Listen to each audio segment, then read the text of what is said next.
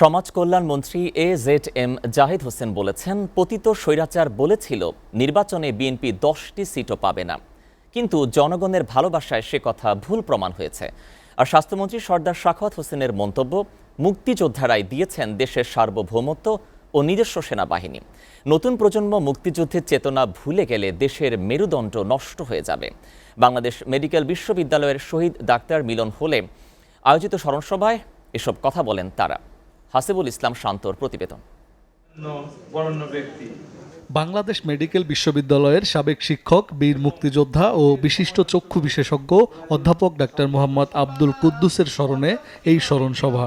বক্তারা বলেন, চিকিৎসক, শিক্ষক ও মুক্তিযোদ্ধা হিসেবে তার অবদান ভবিষ্যৎ প্রজন্মের জন্য অনুকরণীয় হয়ে থাকবে।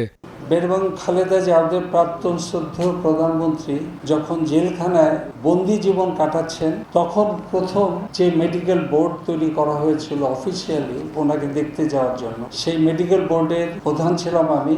আর যে দুইজন গুরুত্বপূর্ণ সদস্য ছিলেন তাদের মধ্যে একজন ছিলেন কুদ্দুস। স্বাস্থ্যমন্ত্রী সর্দার সাখাওয়াত হোসেন বলেন, চিকিৎসা সেবার পাশাপাশি মহান মুক্তিযুদ্ধে তার অবদান এবং জনসেবামূলক কর্মকাণ্ড নতুন প্রজন্মকে প্রেরণা যোগাবে।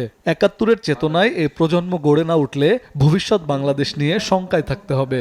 আমি শুধু একটি কথাই আপনাদেরকে বলবো, যেদিন মুক্তিযুদ্ধের চেতনা এই আপনাদের শিক্ষিত মহল থেকে, আজকের জেনারেশন থেকে যেদিন আপনাদের ধ্যান ধারণা থেকে উঠে যাবে, আমি বলে যাই, you lost the sovereignty and you lost the importance of independence of this country.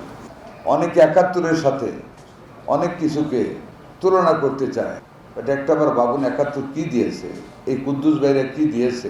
স্মরণসভায় সমাজ কল্যাণ মন্ত্রী জানান, মুক্তিযুদ্ধের চেতনা ও দেশপ্রেমের আদর্শ নতুন প্রজন্মের কাছে পৌঁছে দেওয়া এখন সময়ের দাবি। বলেন, বৈশ্বিক যুদ্ধ পরিস্থিতি অনেক দেশের দ্রব্যমূল্যের দাম বাড়িয়েছে, কিন্তু এই সরকার সেটা স্থিতিশীল রাখতে সক্ষম হয়েছে।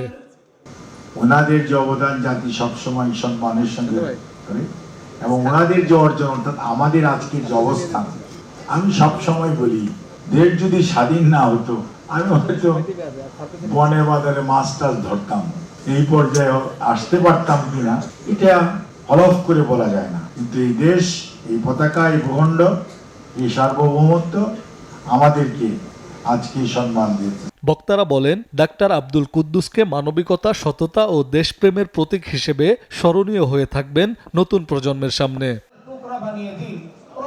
হাসিবুল ইসলাম শান্ত, SA TV, ঢাকা।